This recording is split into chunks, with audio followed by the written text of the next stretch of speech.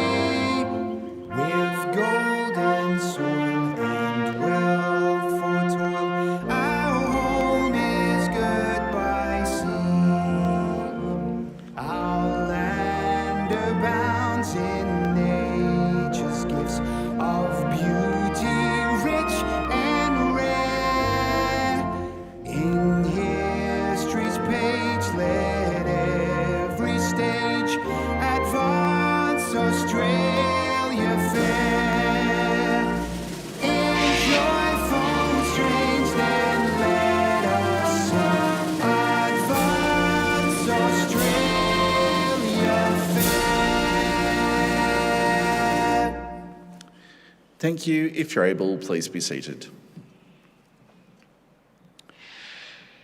The Australian War Memorial was the vision of Charles Bean, Australia's First World War official historian. Bean landed with the Australian troops on Gallipoli and stayed with them at the front through to the end of the war. The idea of this national memorial and museum came to him at Pozières, France, in the depths of the bloody fighting of 1916. Bean's idea was that this would be a place where families and friends could mourn their loved ones buried in faraway places. It would also be a place that could help all Australians understand what these men and women had endured and what they had done for us. Bean's vision, to which we remain true, is best expressed as inscribed in the entrance to the memorial's galleries. Here is their spirit, in the heart of the land they loved, and here we guard the record which they themselves made. Tonight, we'll read the story behind just one of those on the Roll of Honour, which lists the names of more than 102,000 men and women who have given their lives for us in war and on operations for more than a century. But first, we present a lament, Flowers of the Forest. Wreaths or floral tributes will now be laid at the base of the Pool of Reflection.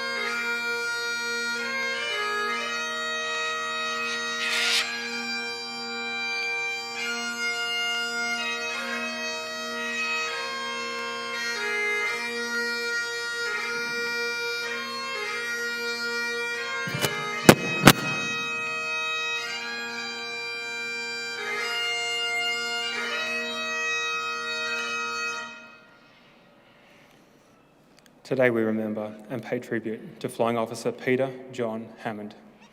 Peter Hammond was born in Melbourne on the 12th of May 1942, the son of Stanley and Marie Hammond.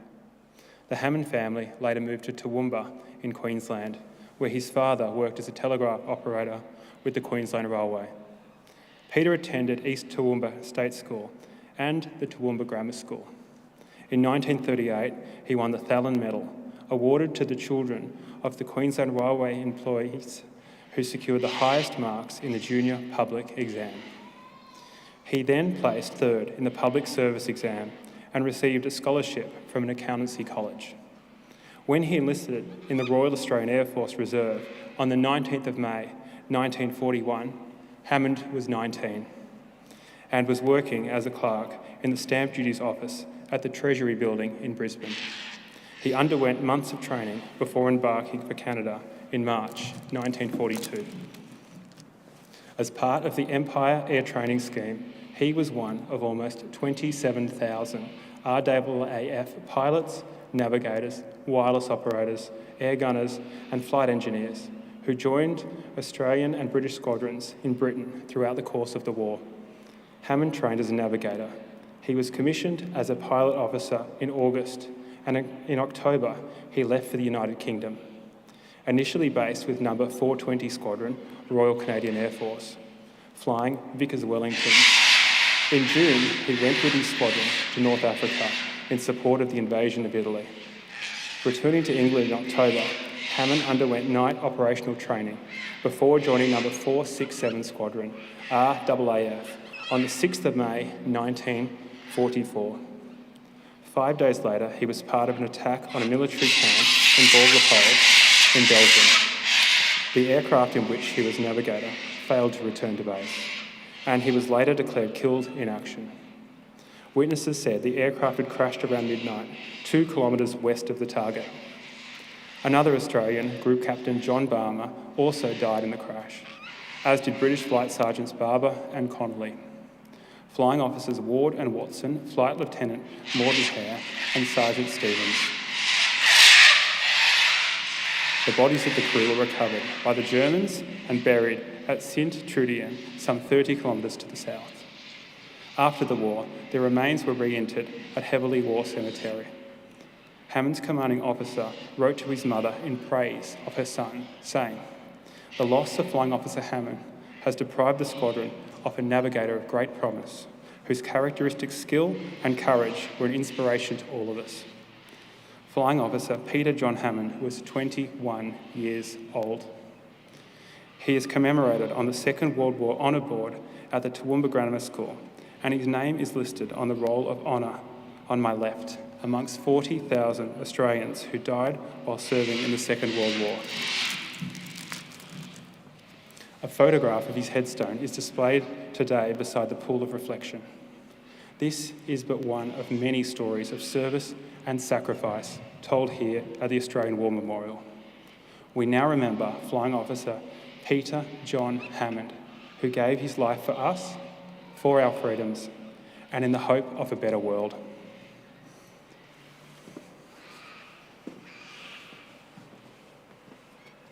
Please stand for the reading of the Ode and the sounding of the last post.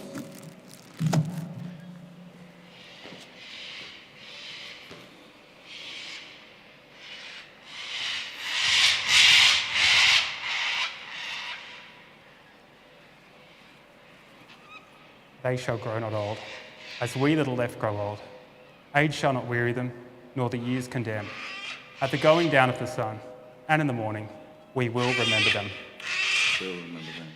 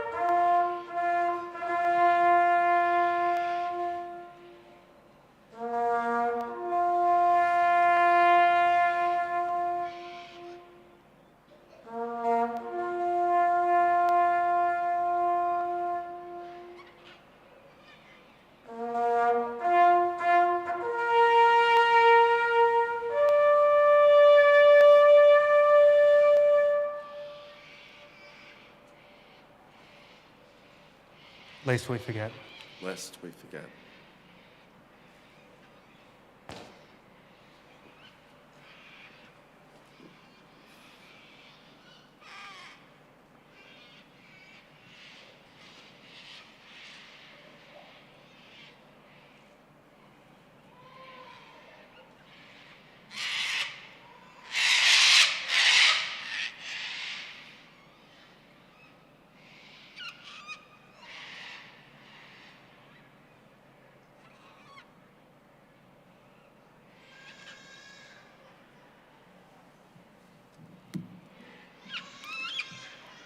We leave you this evening with the words of the memorial's founder, Charles Bean.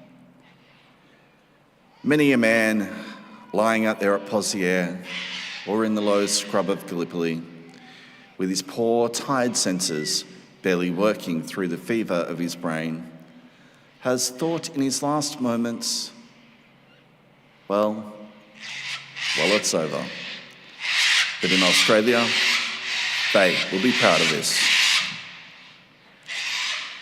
Ladies and gentlemen, girls and boys, that concludes the last post ceremony. On behalf of the Director and staff, thank you for visiting the Australian War Memorial today and for your continued support of the Memorials Development Project. And we wish you all a very pleasant evening. Thank you.